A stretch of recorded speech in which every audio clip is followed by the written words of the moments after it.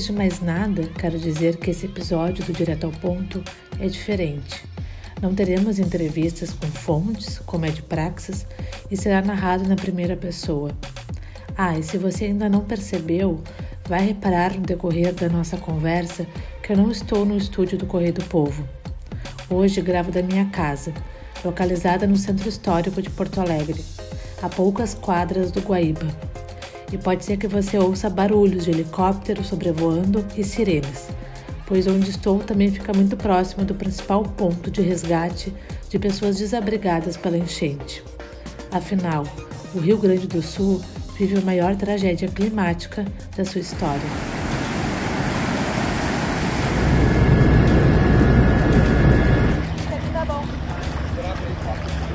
Há 2 semanas, o assunto que pauta as conversas no estado é a inundação do Rio Grande do Sul.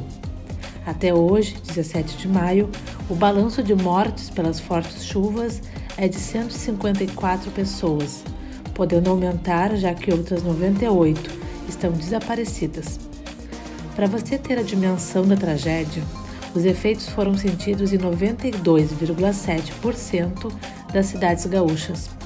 O número de moradores afetados já passa de 2 milhões. Aqui em Porto Alegre, a inundação do Guaíba para a cidade começou no início do mês. E no dia 3, o nível da água ultrapassou a cota histórica da enchente de 1941, ultrapassando 5 metros.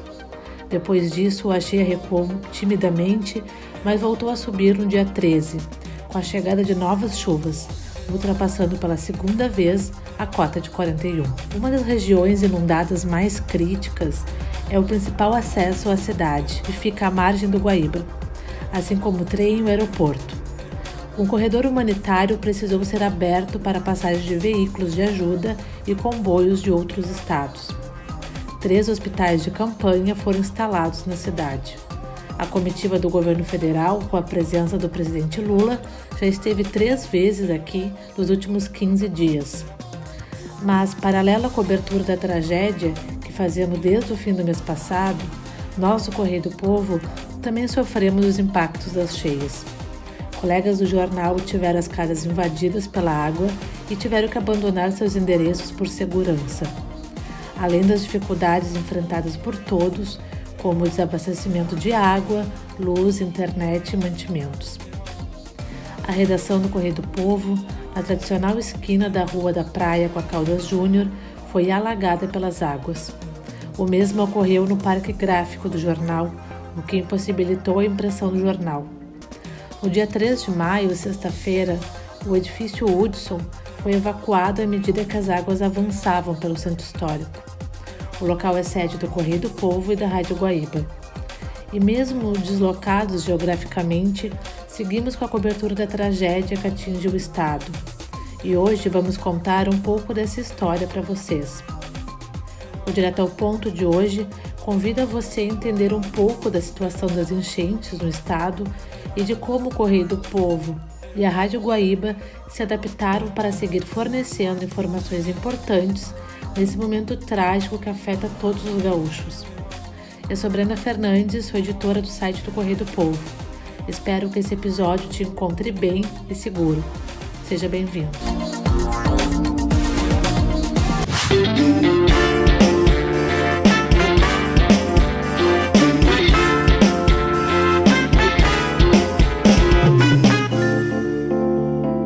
Para esse episódio eu convidei 3 colegas. Primeiro vamos conversar com o Márcio Gomes, que é coordenador do site do Correio do Povo e estava na sede no dia da evacuação. Depois o repórter Matheus Chaparini vai contar como foi essa reorganização para o home office e o trabalho na rua nesses últimos dias. E por fim, a Alexandra Freitas, que é coordenadora de jornalismo da Rádio Guaíba, vai falar sobre a instalação do estúdio em um lugar improvisado e o impacto na cobertura das enchentes. Olá, Márcio. Bom, você estava na redação no dia em que ela foi evacuada. Como é que foi esse momento e também esse deslocamento para o home office? Oi, Brenda. Eu estava na redação quando as águas começaram a avançar ali pelo centro histórico, né? E desde de manhã a sensação já era de algo diferente, porque muitas pessoas não estavam conseguindo chegar na redação, porque os acessos estavam bloqueados em algumas partes da cidade, né? A água começava a avançar cada vez mais forte. Embora ali no centro ainda não, né? Primeiro começou na Mauá, quando uma das casas de bombas ali parou de funcionar, e daí as águas começaram a invadir a Avenida Mauá e começaram a avançar ao longo do centro ali. Então, no começo da tarde, final da manhã, começo da tarde, se eu não me engano, as águas já estavam ali quase chegando na 7 de setembro, né? O prédio do Correio do Povo fica na Caldas Júnior, com a 7 e depois a outra parte, a outra esquina, com a Rua da Praia, né? E, e em algum momento a gente se deu conta de que, olha, as águas vão chegar aqui em algum momento, a gente vai ter que sair, né? Só que a gente ainda estava trabalhando no prédio, porque afinal de contas as águas estavam avançando bem lentamente, né? Lentamente comparado com o que foi depois, né? E então a gente ficou até o momento que faltou luz. Eu acho que era no final da manhã e começo da tarde também faltou luz no centro histórico, eles desligaram a luz. E daí a gente ficou sem energia, né? Naquela situação ali meio já pensando alternativas de como fazer e como trabalhar, né? Eu fiquei mais de uma hora, se eu não me engano, uma hora e pouca, ali na redação. E daí quando eu vi que a luz ia demorar, eu pensei que era melhor ir para casa e tentar ajudar o pessoal, né, com internet, do que ficar ali no escuro tentando fazer tudo por telefone, né? Então, por começo da manhã eu saí, algumas pessoas ainda ficaram, né, especialmente o pessoal que trabalha mais diretamente com o impresso, ficaram na redação até de noite, que é quando as águas realmente chegaram de forma mais intensa ali na porta do jornal, e daí o pessoal evacuou, e daí tivemos que todos saírem, assim. Aconteceu muita coisa em 2 semanas e muita coisa não só na capital, mas também no interior do estado. Eram várias cidades colapsando ao mesmo tempo, muitas delas sem luz e até mesmo sem sinal de telefone. Como era se comunicar com os gestores dessa cidade, com os órgãos atuantes e também como buscar dar conta de todos os acontecimentos.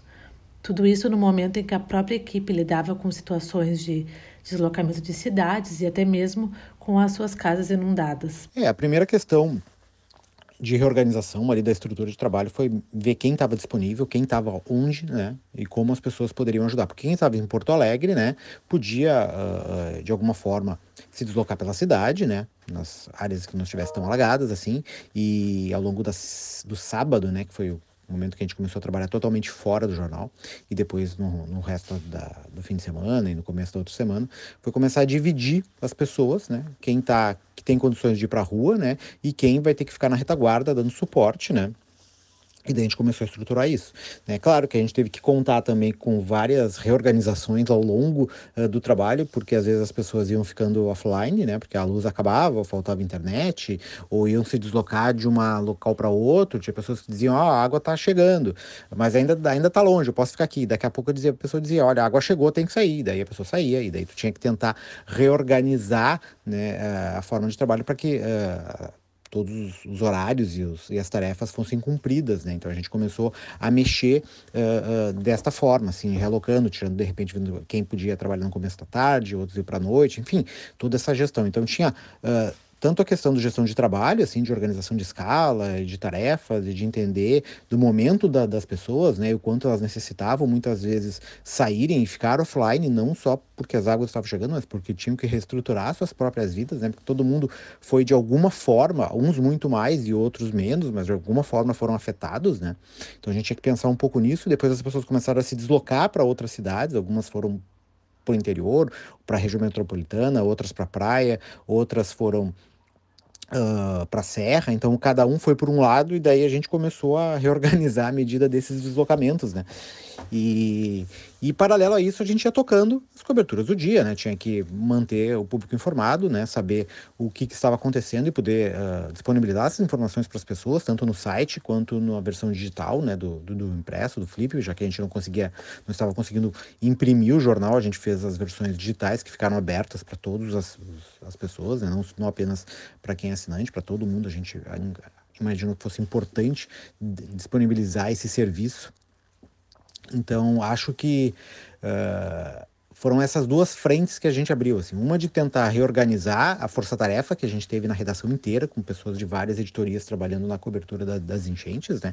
E a outra, que é isso de tentar, de alguma forma, cobrir o máximo de informações que a gente conseguia. Algumas equipes que poderiam se deslocar na rua foram para a rua, né?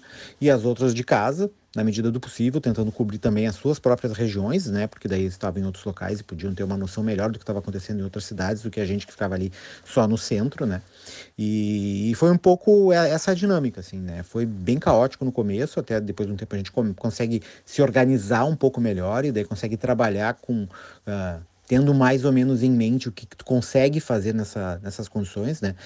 Então foi uma situação muito difícil, mas é óbvio que tem situações muito mais difíceis, né? Pessoas que tiveram dificuldades muito maiores do que as nossas e vão ter que recomeçar tudo praticamente do zero, né? Então foi uma dificuldade, mas é algo que a gente conseguiu superar, né? O Matheus Chaparini integrou a equipe coordenada pelo Márcio. Matheus, queria que tu compartilhasse como foi essa cobertura e o que diferenciou de outras experiências que tu teve. Bom, a cobertura de um evento extremo, uma enchente, uma catástrofe climática, ela é sempre desafiadora para o jornalismo e para os jornalistas, né? Não é diferente com essa enchente histórica em Porto Alegre agora em 2024. Eu acho que essa é a minha segunda experiência como jornalista cobrindo enchentes de grandes proporções e no meu caso, pessoal, assim, com um agravante, que é o agravante de estar vivendo a enchente, sendo vítima da enchente nas duas ocasiões. Se é desgastante, até às vezes dolorido, como jornalista a gente está tendo que lidar com as histórias, as informações o tempo todo, são situações muito trágicas, isso já é pesado. A gente ser vítima da enchente ao mesmo tempo pesa ainda mais no psicológico, até no físico, no desgaste, né? Aqui na capital é menos comum, vamos dizer, no interior, já trabalhei no interior e é menos raro essa cobertura de enchente. Aqui em Porto Alegre a gente parece que agora vai ter que se habituar um pouco mais com esse tipo de cobertura. A minha primeira experiência nesse sentido tinha sido em 2020 em Lajeado, uma enchente que já era histórica, já era uma das maiores do século, segunda talvez, e da mesma forma participei da cobertura e a água entrou no meu apartamento, que era segundo andar, e naquele momento parecia que não tinha como a gente ver uma enchente maior, e a gente viu uma enchente maior 3 anos depois, em 2023, em setembro, vimos outra em novembro, e esse ano de novo, e esse ano atingindo também Porto Alegre. Bom, sobre essa experiência, eu posso dizer que eu até fui pouco para a rua como repórter nessa cobertura, mas já deu para sentir um pouco do impacto, um pouco de como afeta a vida de toda uma cidade, de uma capital, um evento como esse. Fui para a rua um desses dias para fazer reportagem sobre a corrida atrás de água na cidade. E é muito doido tu ver que do outro lado da cidade, num bairro como Auxiliadora, que foi um dos bairros por onde eu circulei, numa parte alta, longe do rio, a gente vê a população redescobrir uma antiga bica do bairro, fazer fila para pegar uma água não potável, num lugar num lugar de onde não se enxerga o rio, mas um lugar que não alagou, mas que também é afetado. Outra coisa que me marcou muito essa cobertura foi ainda na questão da água. Eu acho que a água ela é fundamental e essa questão da busca pela água ela traz um paradoxo, porque ao mesmo tempo em que o problema é causado pela água, a falta de água se torna um problema. Eu até escrevi na matéria, né, que é um paradoxo, que é tanta água que falta água. E a gente foi, a equipe, o motorista Valtinho, a fotógrafa Camila Cunha, a gente foi até a zona sul de Porto Alegre, no bairro Belém Velho, onde é a fonte de Belém, onde é engarrafada a água mineral. E até lá o impacto de que faltavam bombonas para encher a água, o tempo de espera de um caminhão, que normalmente é de 1 hora e pouco, estava de 12 a 14 horas. Então, em todas as etapas do acesso à água, isso estava sendo dificultoso, né? Enfim, estava sendo um perrengue. E o que foi interessante nessa cobertura, eu acho que é de ter tido essa experiência. Como eu disse, eu fui pouco para a rua, fiz mais trabalho de base, muito home office e tal, e eu consegui ver a importância dessa retaguarda. Porque o repórter, ele é sempre quem vai para o front, né? Quem vai ver o bicho de perto, a coisa acontecendo, quem tem um contato mais próximo com as histórias, com as pessoas, com os fatos. Mas eu percebi o quanto é importante esse trabalho de retaguarda, principalmente numa situação dessa, em que falta uma internet, falta onde carregar um telefone, então até a própria autonomia do repórter fica comprometida. A gente teve que migrar para home office no Correio do Povo, se eu não me equivoco, na sexta-feira, que foi o dia 3, e passamos todos a trabalhar de home office. Na segunda-feira, dia 6, eu tive que abandonar o meu posto, trabalhando já do meu apartamento, para começar a evacuação no momento em que, ali pelas 3 da tarde, no momento em que a prefeitura confirmou o que já fazia horas que estava acontecendo, que era as bombas ali, a casa de bombas da estação de bombeamento de água pluvial tinha parado de funcionar a 16, e o bairro Cidade Baixa e Menino Deus estava inundando ao natural, quer dizer, o Guaíba estava ocupando as águas sem qualquer barreira física de bombeamento. No meio do meu turno, tive que parar o trabalho para, enfim, chamar a minha companheira, voltar para casa, chamar um amigo, minha mãe, para a gente conseguir subir coisas, salvar coisas dentro de casa, enfim, consegui fazer o mínimo de uma evacuação, e a partir daí eu passei ainda trabalhando de home office, que vários profissionais da imprensa passaram, que é trabalhar de home office na casa dos outros, na casa de um amigo, na casa de um parente. Eu faço esse relato agora, eu estou abrigado há quase 2 semanas na casa da minha mãe, onde eu estou aqui trabalhando daqui, estou cedendo espaço aqui de casa para outros colegas, até de outros veículos, né, pelo menos um outro colega, porque ou não tem luz, ou não tem água, ou não tem um computador que esteja funcionando, ou não conseguiu sair de casa com seus equipamentos, né, como o colega Eduardo Amaral, que, enfim, saiu de casa já com a água de bote, já com a água alta do condomínio lá no bairro Humaitá, e, enfim, tivemos que fazer essas parcerias aí de viabilizar, né, compartilhar os espaços, os chuveiros, os computadores, e, enfim, para poder viabilizar o trabalho, sim. Isso é uma situação que eu acho que vários profissionais estão passando. E hoje faço esse relato talvez na situação mais extrema para mim desse... Não sei se é mais extrema, né? Porque essa evacuação foi bem dramática, bem atordoante, né? Ter que parar o turno de trabalho porque a qualquer momento a água está chegando e cada minuto que tu puder fazer render, tu vai salvar um móvel ou tu vai salvar uma sacola de roupa para os próximos dias. Começou a esfriar, a gente não tinha roupa de frio. E meu apartamento, eu moro num apartamento térreo na Cidade Baixa, na rua Joaquim Nabuco, que é um lugar baixo, mas que a enchente não estava chegando em função do bombeamento, né? E onde a água chegou, entrou cerca de 70 centímetros dentro do apartamento. Então hoje eu faço esse relato. Hoje o dia, para dar uma ideia da minha rotina, foi acordar, tomar um bom café da manhã, comprar alguns equipamentos, insumos para conseguir fazer a faxina, passar o dia inteiro tirando lodo, um lodo muito fétido, assim, um cheiro muito ruim, comida podre, tudo que se pode imaginar, assim, coisas que estragaram, enfim, dentro de casa. E para, enfim, ter que depois voltar para casa da minha mãe, onde ainda estou abrigado, e retomar o trabalho da cobertura. Eu acho que esse é o meu relato. E é isso, nos próximos dias é a situação de quem está envolvido como jornalista na enchente e como vítima, desabrigado da enchente. Nos próximos dias vai se conciliar faxina com trabalho home office. E, enfim, em seguida tiro minhas férias e elas serão quase que inteiramente dedicadas a recuperar o que der dentro de casa e tentar se reerguer na medida do possível. A Alexandra Freitas também estava no edifício quando a água avançou.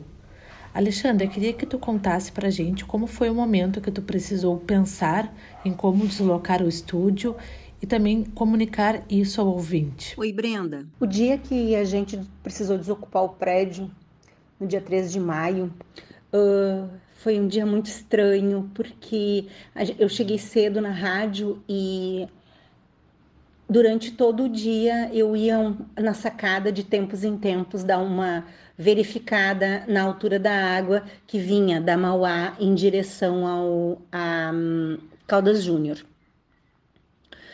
quando foi por volta ali e passamos o dia inteiro discutindo as nossas alternativas, né? O que faríamos, para onde iríamos, de que forma continuaríamos no ar, porque numa situação como essa, a gente sabe a importância do jornalismo e o quanto, de fato, a nossa profissão é essencial num momento crucial como esse. Então, ficamos discutindo várias possibilidades, quando por volta de umas 2 da tarde, a gente já tinha conseguido uma sala com a TV Record, porque dali nós faríamos e fizemos um link de externa, né? Como se a gente estivesse fazendo uma externa na rua, fazendo uma ligação direto para o Morro da Polícia, onde fica a nossa antena do FM. Então, nós estamos lá hoje faz 2 semanas, né? Mas o momento... Eu tô na rádio desde o dia 29 de janeiro, então é muito recente. Mas sei de toda a história e toda a importância e relevância da Rádio Guaíba, né? Então, saí de lá às 4h30 da tarde, a gente leu um texto dizendo que ficaríamos fora do ar por alguns minutos, mas que em seguida voltaríamos, e aí já voltaríamos do prédio da TV Record. Foi algo bem emocionante. Saí do prédio com alguns computadores debaixo dos braços, os equipamentos que usaríamos que estão nos mantendo no ar até o momento. Então, assim, olhar para trás, assim, subir a Caldas Júnior e olhar para trás foi bem emocionante, assim, foi uma sensação, assim, de estar perdendo o ninho, sabe? Mas aí, desde então, a gente está lá na TV Record e estamos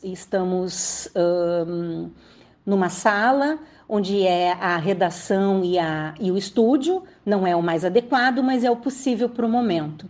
Então, a cada dia a gente tenta melhorar um pouco a nossa instalação para que possamos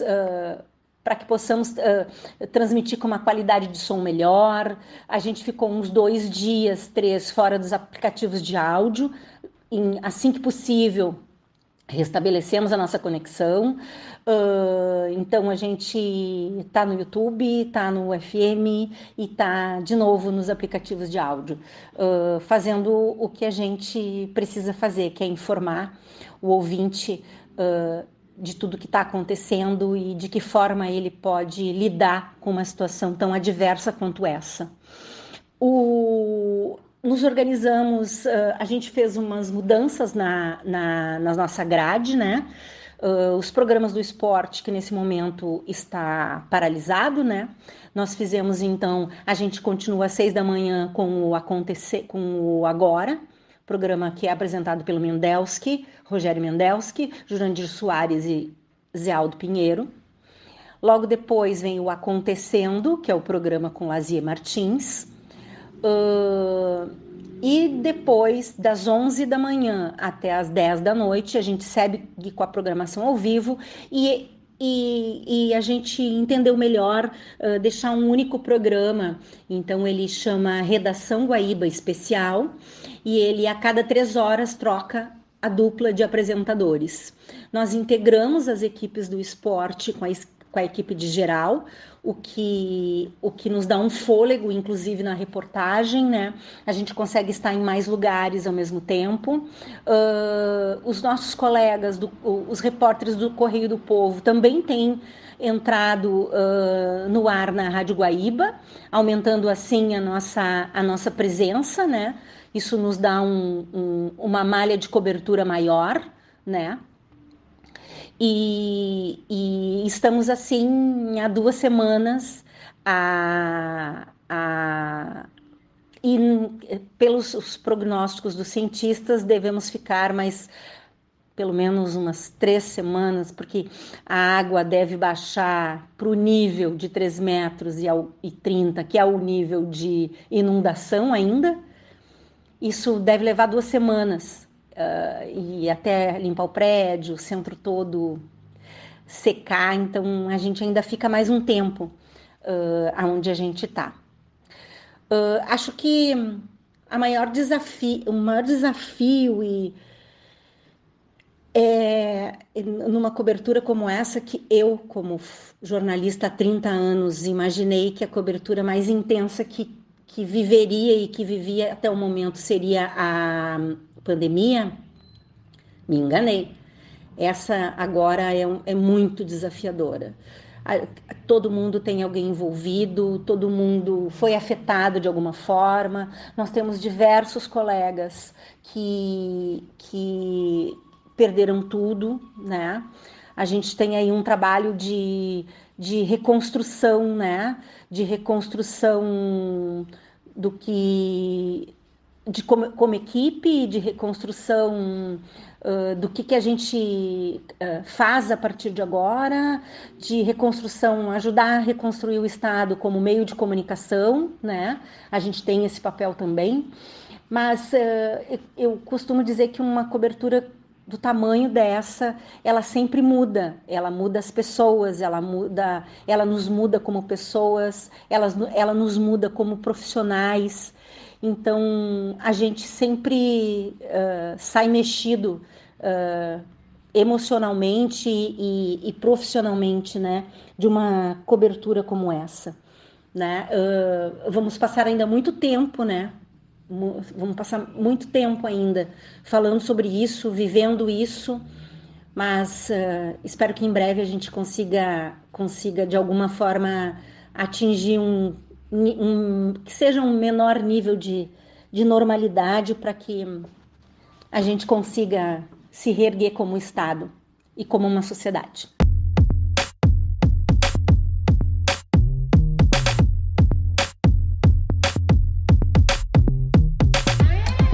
O Direto ao Ponto de hoje fica por aqui. Você acompanha a cobertura das enchentes pelo site e pelas redes sociais do Correio do Povo. Até uma próxima.